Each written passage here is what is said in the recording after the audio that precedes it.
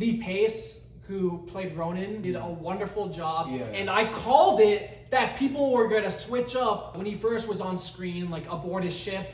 People were like, oh, his voice isn't deep enough. His voice isn't demanding enough. And then later on, episode 7 and 8, they switched up. I called it. I called they would switch up. I think the point where they changed their mind is where he said, I choose death. Yeah. I think that's where they switched. Because they just want a generic villain, like deep sounding, gruff. He's literally royalty. He's been trained Well, from. he's not even. I mean, but he was trained from birth to be the strongest or whatever. Yeah, he was. Yeah. People are like, he might have been genetically engineered. I don't know if that's it. confirmed or not. I would believe it. I would believe it, but I don't. Guy's arms and I know. I mean, I would believe it, but I don't know if it's like actually confirmed or not. I think his voice suits him because he wasn't born to be royalty, but that's his role. I think he was born to protect royalty, or at least be a general or something like that. Yeah, but He's otherwise, supposed to be the his strongest. voice is posing and it's clear and firm.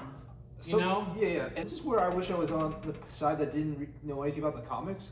Because when people saw, like, after he was introduced, like, the first episode where they lose, people were memeing him, like, this is your guy? The guy who has to wear a cape and has to hold a teddy bear? Yeah, they're like, Fraud Watch. They're like, on this episode of Fraud Watch, we got Thragg. Everybody was memeing And they're like, this dude is sweet as lollipops. This dude's sweet as sugar. Yeah. And they were memeing him when the Argos skull fell out of the ship.